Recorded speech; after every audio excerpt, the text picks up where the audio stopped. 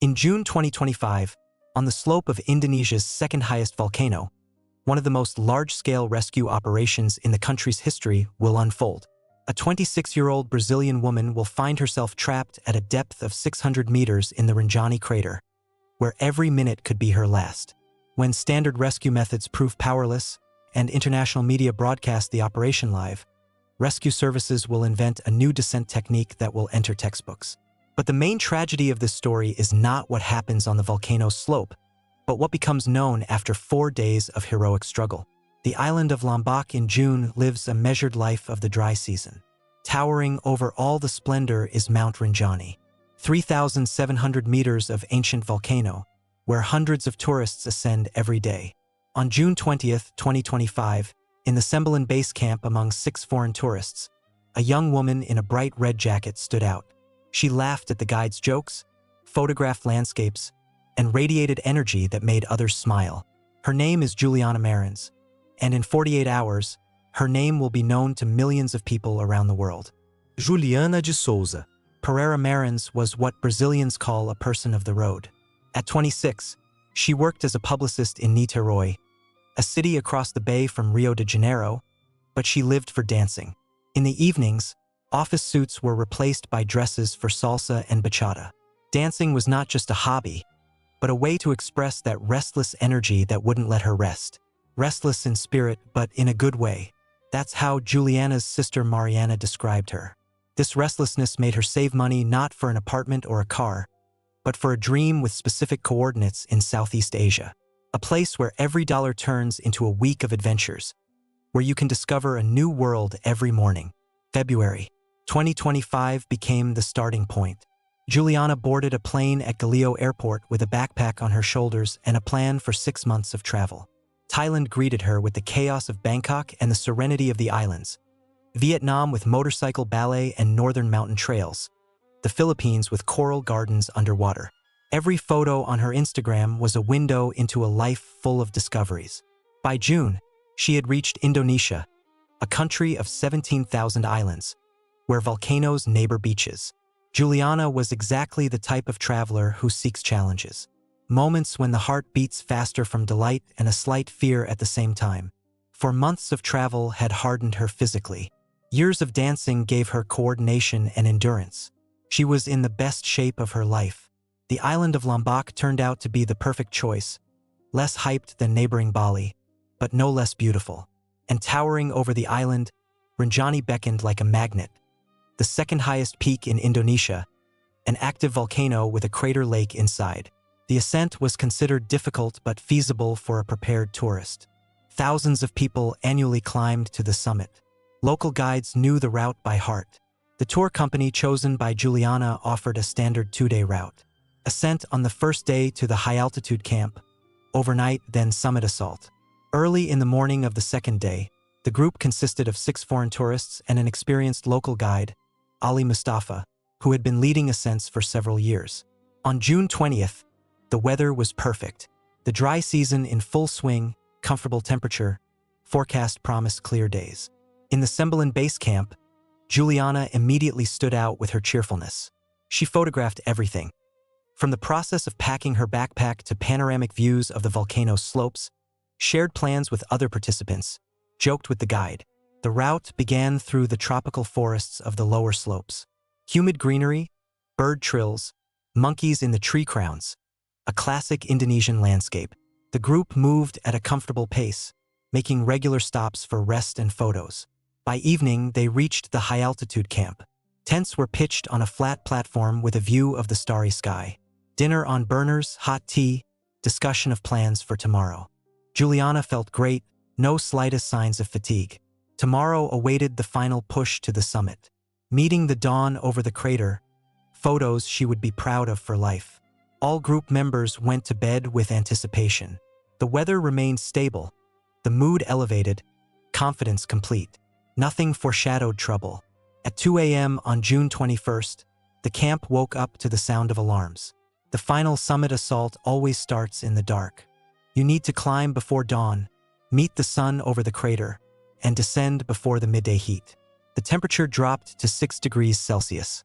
Humidity from the night fog made the air piercing. Group members pulled on warm jackets, checked flashlights, drank hot coffee from thermoses. The last section of the route was considered the most difficult. Ascent on loose volcanic gravel, where every step forward throws you back half a step. A narrow trail led along the crater's edge. To the right, a steep slope. To the left, an abyss hundreds of meters deep. In the darkness, fog hid these dangers, limiting visibility to a few meters. The group lined up in a chain behind the guide's flashlight. Juliana walked at the tail, standard practice for less experienced participants. The first 2 hours of ascent passed without problems. Everyone breathed heavily. The air at 3,000 meters contains 30% less oxygen, but the group moved steadily. Around 6:30 a.m., when less than a kilometer remained to the summit, Juliana began to lag behind. At first, the gap was about 15 meters, then more. She stopped more often, breathed heavier. Classic symptoms of altitude sickness or accumulated fatigue.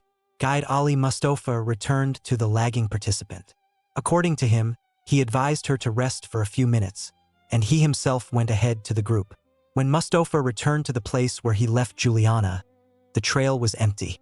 At first, he thought she had caught up with the group another way, but shouts in response to his call made him look down. A weak flashlight beam flickered somewhere in the crater's depths, and from the gray void came a barely audible voice calling for help. Juliana had fallen. Reconstructing the exact picture of the fall was impossible. Juliana was alone in the pre-dawn fog, but the scene told its own story. The trail here ran along the very edge of the cliff. The width of the safe passage did not exceed 1.5 meters. Volcanic gravel underfoot, dampened by night dew and morning fog, was slippery as ice. What happened in those fateful seconds only Juliana herself knew. Possibly a slight dizziness from altitude sickness. Possibly an awkwardly placed foot on a wet stone. Possibly an attempt to take a quick step to catch up with the departed group. At such an altitude, in conditions of limited visibility and on a slippery surface, any mistake could be fatal.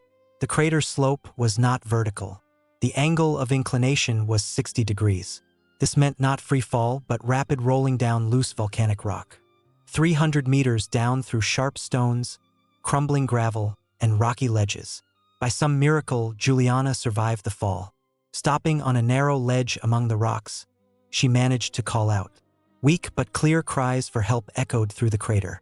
It was these that the guide heard when he returned to the place where he left her to rest. Other tourists, hearing the guide's shouts and responses from the crater's depths, hurried to the scene. One of them, a Spaniard with a drone, made a decision that would prove key to the entire subsequent operation. His quadcopter took off and began descending into the crater, guided by weak sounds from below. What the drone footage showed instilled hope and horror simultaneously. At a depth of about 300 meters on a narrow ledge among gray rocks lay a figure in a red jacket. Juliana was moving, raising her arm, turning her head, trying to change her body position. She was alive, but in a trap from which escape on her own was impossible. The scale of the problem became obvious immediately. 300 meters vertically, a steep slope with a 60 degrees angle. Loose volcanic rock that crumbles at the slightest impact. Fog limiting visibility, and a person below losing strength every minute from injuries and cold. Guide Mustafa immediately contacted the base camp via radio, transmitting coordinates and the nature of the incident. The first message to the Basarnas service went out around 7 a.m., less than half an hour after the fall, but it was already clear this was an unusual emergency that couldn't be resolved by standard methods. Group members watched the drone broadcast and understood they had no way to provide help. The first rescue team arrived at the site around 10 a.m. 4 Basarnas rescuers with mountaineering equipment, 2 local rangers, and a medic. Standard kit for high-altitude rescue. Ropes 50 and 100 meters long, harnesses, hooks for organizing anchors. The operation was led by Mohammed Saifi, a veteran with 15 years of rescue service experience. At 43, he had led dozens of operations in the mountains of eastern Indonesia, but when he looked into the abyss, he realized he had never seen anything like it before. A 300-meter descent required at least 4 tied ropes, multiple intermediate belay points, and perfectly stable ground. Rinjani's volcanic gravel was the complete opposite of stability. 22-year-old rescuer Ahmad Rizki volunteered for the most dangerous sections of the descent. His experience working on volcanic slopes was invaluable. The first attempt began at 11 o'clock. Risky and his partner tied 100-meter ropes and began descending, organizing intermediate anchors every 15 meters. But half the hooks simply fell out under load. The loose soil didn't hold the metal, and any sharp movement caused rockfall. At a depth of 70 meters, the team stopped. Further was simply dangerous. The slope became steeper, the rock more unstable. Risky shouted down, and Juliana responded. Her voice was weaker than in the morning, but she was still conscious. 220 meters of practically inaccessible descent remained to her. By noon, the fog thickened. Visibility dropped to 10 meters. Drone operation became impossible. The wind strengthened to 25 knots, creating additional threat. At 1500 hours, they attempted a second try from another side of the slope, but the result was even worse. The last time Juliana's voice was heard was around 1800 hours. After that, only silence answered the rescuers' shouts. By evening, it became clear that standard rescue methods were powerless. A technical revolution was needed, or they would lose the person they could see and hear but couldn't reach. June 22nd, 6 a.m. In the Sembilan base camp, an operation headquarters unfolds like Lombok has never seen. Mohammed Sci-Fi studies topographic maps of the crater and understands that standard protocols are powerless here. An engineering revolution in rescue is needed. Resources from all over eastern Indonesia are being pulled to the site. Teams of mountaineer rescuers, volcano specialists, drones with thermal imagers, military logistics. Local rangers provide maps of the slope's features. Sci-Fi develops a system of staged descent with intermediate bases every 50 meters. At each level, a platform for rest and equipment storage. Instead of ordinary hooks, special bolts capable of withstanding enormous loads are screwed into the rock. Ahmad Risky studies the plan and voluntarily takes on the most dangerous sections. For him, this is not just a job. At 15, he lost his older brother in a landslide on Flores. Rescuers arrived too late then. Joining Basarnas, Risky swore to himself, "We don't leave people in the mountains." Now these words took on personal meaning. By noon on June 22nd, the system is ready for testing. Each meter of descent takes 40 minutes. Risky calculates every movement, coordinating actions with the team. Loose rock could collapse at any moment, dragging the person on the rope with it. Wind at 3,000 meters sways the climbers like a pendulum. But Risky descends meter by meter, creating a path for subsequent teams. Drones work continuously. Thermal imagers confirm Juliana still shows signs of life. Weak but stable. This adds urgency to the operation and justifies the risks the rescuers are taking. On June 22nd, while Risky created the new descent system, an information avalanche began in Brazil. Mariana Marins, Juliana's sister, created an Instagram account to coordinate information about the rescue operation. In 2 days, the number of followers grew from 0 to 1.5 million people. The hashtag Rescue Juliana becomes viral, spreading from Portuguese to other languages. Every update from the scene gathers hundreds of thousands of views. Brazilian TV channels start round-the-clock broadcasts. International media send correspondents to Lombok. On June 23rd, Brazilian President Luiz Inácio Lula da Silva personally calls the embassy in Jakarta, demanding reports on the operation's progress. A group of deputies sends an official request to the Ministry of Foreign Affairs demanding to intensify diplomatic pressure on Indonesia. Footballer Alexander Pato publicly offers to pay all expenses for the operation. Indonesian authorities find themselves under colossal pressure. Additional resources are connected to the work. Military helicopters for equipment delivery, specialists from other regions, medical teams. The Minister of Forestry reports daily to the President on the operation's progress. But international attention turns into a double-edged sword. Every action of the rescuers is recorded by journalists' drones. Every failure is discussed live. Teams begin working 20 hours a day, which increases the risk of errors from fatigue. The rescue operation has turned into a global show where the stake is a human life. On June 23rd, around 1400 hours, a tragic event occurs. Drones record that the unstable crater slope has collapsed. Juliana fell even deeper. Now she is at the 500-meter mark from the edge. The additional 200-meter fall over sharp stones and loose rock makes survival practically impossible. But for the rescue team, this means only one thing. The descent system needs to be completely rebuilt for the new depth. Sci-fi and Risky understand the chances have dropped almost to zero, but professional ethics doesn't allow stopping. The evening of June 23rd becomes a turning point in the operation. Rescuers have created a descent system to the 350-meter mark, achieving impressive technical progress. But to Juliana at 500 meters depth, 150 meters of the most dangerous slope remain, and drones haven't recorded any movement for 4 hours. In the operation headquarters, a discussion erupts that goes far beyond technical issues. Young rescuers insist on continuing the descent at any cost, but the experienced ones understand the real facts. Sci-fi finds himself between two fires. On one side, international pressure demanding to continue the operation, millions of people watching every step. On the other, professional responsibility for the lives of his people. Every descent on the last 150 meters is practically a suicidal mission. Ahmad Risky once again voluntarily agrees to the final descent. The heaviest moment comes at 23:30. Rescuers understand that even if they reach Juliana, the chances of finding her alive are practically none. Everyone realizes the truth, but no one is ready to say it out loud. Soon, information came through a secure communication channel from the operation's medical consultant. The conclusion was merciless. A person with injuries from a 300-meter fall cannot survive more than 72 hours at 6 degrees Celsius without medical help. By that time, 65 hours had already passed. Sci-fi made a decision that changed the nature of the operation.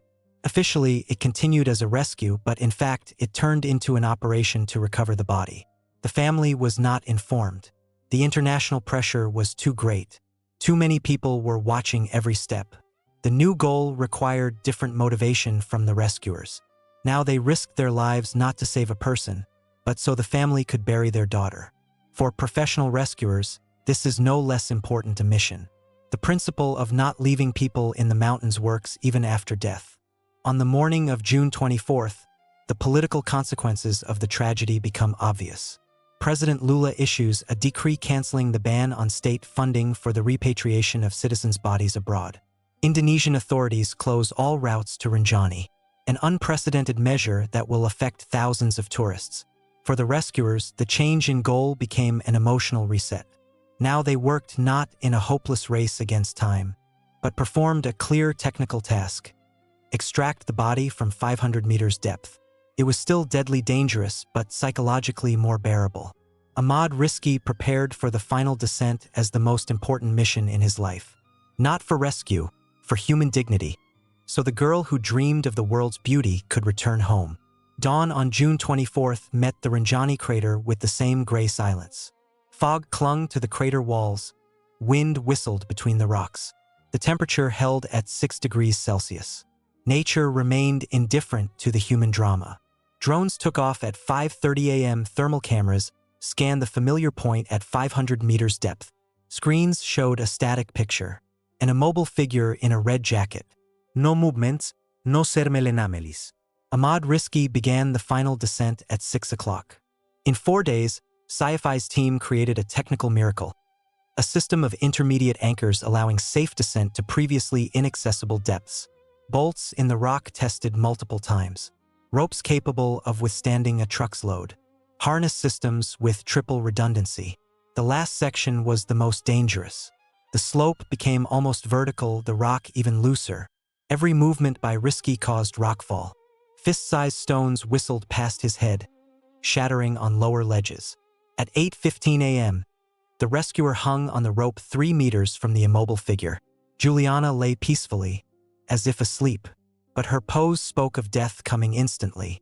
Risky transmitted official confirmation via radio. Upon checking for signs of life, none detected. Silence on the air lasted several seconds. All operation participants knew they would hear exactly these words, but reality hit painfully. Mohammed Sci-Fi reported the end of the rescue phase of the operation at 8:25. The body evacuation began, technically no less complex a task. By 14:30, the stretcher with Juliana's body reached the upper crater edge. Rescuers stood in silence, not in triumph of victory, but in respect for the person who sought the world's beauty and paid for it with her life. Weather conditions did not allow using a helicopter. The same fog and wind that hindered the operation for 4 days forced carrying the body down on foot. Four rescuers took the stretcher on their shoulders and began an 8-hour descent to the Semblin base camp along narrow mountain trails. At 22:40 June, the stretcher reached the base camp. The physical part of the operation ended, but its consequences were just beginning to unfold. The body was delivered to the Biankara Police Hospital in Mataram for autopsy and preparation for repatriation. On June 27th, the autopsy performed at Balindra Hospital showed what experienced rescuers understood intuitively. Juliana died from blunt trauma and internal bleeding within 30 minutes after the fall on June 21st. There was no hypothermia or dehydration. Death came quickly from injuries upon impacts with rocks. The family put forward several versions of what happened. First, Indonesian authorities are hiding the truth about the time of death to justify the slow rescue operation. The second autopsy was conducted poorly or the results falsified. The family demanded a repeat autopsy in Brazil, but by then the body had already been repatriated and buried. On July 1st, the East Lombok police interrogated guide Ali Mustafa and 3 other witnesses. Mustafa insisted on his version. He stepped away for 3 minutes, returned, and discovered the tourist's disappearance. The family demanded he be held accountable for negligence, claiming he left Juliana alone for more than an hour. Juliana's father Manuel Marins told Brazilian media, "If the guide had fulfilled his duties and stayed with my daughter, she would be alive." The contradiction between the drone footage and autopsy results became a source of multiple theories.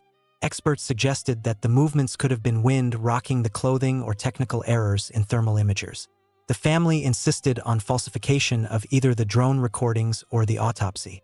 Brazilian deputies demanded an international investigation, and the federal public defense considered filing a lawsuit with the Inter-American Commission on Human Rights. The family felt deceived. 4 days of hope, millions of Instagram followers, international attention. And all this time, their daughter was already dead. The investigation continues to this day, but no charges have been filed yet. Indonesian authorities insist that everything possible was done in extreme conditions, and the contradiction in the data remains unexplained. The tragic irony was obvious to all operation participants. 4 days of technically perfect work were doomed to failure from the beginning, but the rescue operation on Rinjani will soon enter textbooks as an example of technical excellence in extreme conditions. The system of staged descent with intermediate anchors, developed by Sci-Fi's team, became the standard for work in volcanic areas. Ahmad Rizki was awarded the highest service award for courage. In an interview, he said, "We knew we were late, but our duty is not to leave people in the mountains, alive or dead." Juliana deserved to return home with dignity. The political consequences were large-scale. President Lula not only issued a decree changing the legislation on repatriation, but also instructed the Foreign Ministry to develop new protocols for supporting citizens abroad. Indonesia invested funds in modernizing rescue equipment and closed routes to Rinjani for 3 months to review safety measures.